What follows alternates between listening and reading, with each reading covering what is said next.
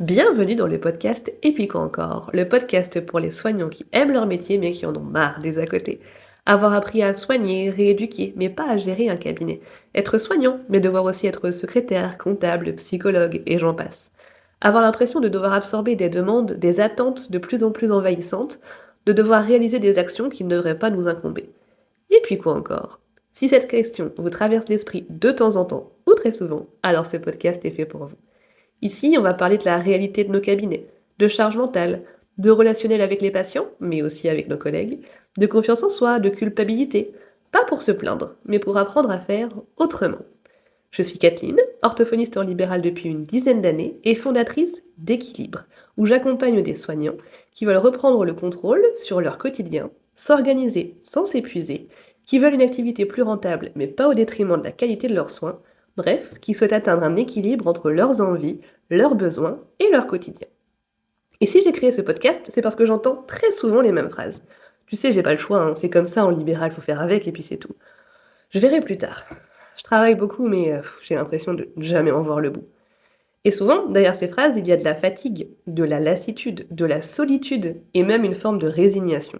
Mais à un moment donné, on peut se poser cette question. Et puis quoi encore?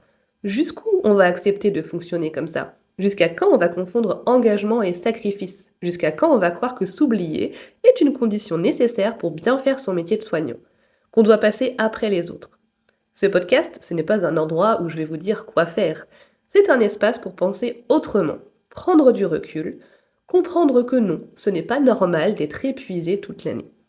Chaque jeudi, vous trouverez ici des réflexions pour sortir du mode pilote automatique, des prises de conscience parfois inconfortables, des pistes concrètes pour faire évoluer votre quotidien, et surtout un rappel essentiel. Vous avez le droit de faire autrement. Vous avez le droit de faire les choses de manière à apprécier votre quotidien. Dans l'épisode du jour, nous allons parler d'un grand paradoxe que l'on rencontre chez les soignants libéraux.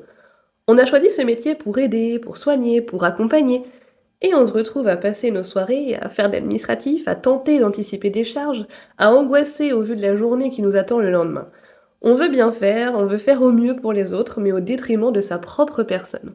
Dans le fond, on aime le cœur de notre métier, mais on ne nous a jamais appris à poser des limites, à se prioriser, à réfléchir à l'aspect financier de notre cabinet, et du coup, on culpabilise de ne pas maîtriser ces domaines-là. Mais le problème, ce n'est pas un manque de motivation, c'est un manque de clarté. Vous ne savez pas comment faire, vous ne savez pas par quoi commencer. Et c'est normal, on ne vous a jamais appris. Mais il n'y a aucune honte à ça et surtout, il n'y a rien d'irrémédiable.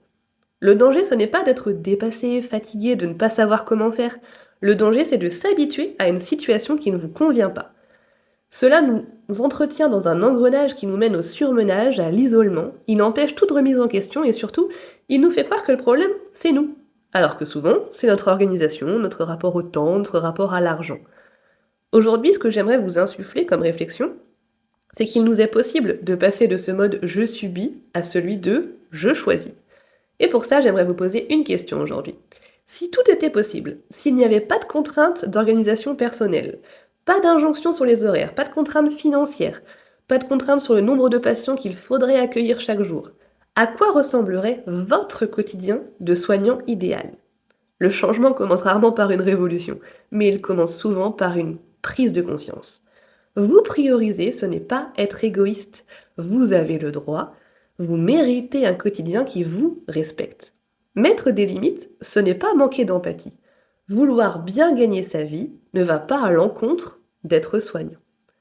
Cette semaine, je vous invite donc à vous poser cette question. Quelle petite action vous pourriez mettre en place dans votre quotidien pour tendre justement vers votre quotidien idéal? Observez, mettez des mots sur ça, c'est déjà reprendre un peu de pouvoir. Et ce podcast, il est là pour ça, pour remettre de la clarté, du souffle dans votre quotidien de soignant. Pas pour vous dire d'en faire plus, mais pour tenter de faire mieux. Si cet épisode vous a parlé, si vous êtes reconnu dans une phrase, une réflexion, alors je vous invite à vous abonner. Vous pouvez aussi le partager à un collègue qui semble s'épuiser dans son quotidien libéral. Et si une question vous traverse l'esprit en écoutant ce podcast, vous pouvez me la partager. On y réfléchira ensemble. Je vous dis à jeudi prochain, et d'ici là, prenez soin de vous.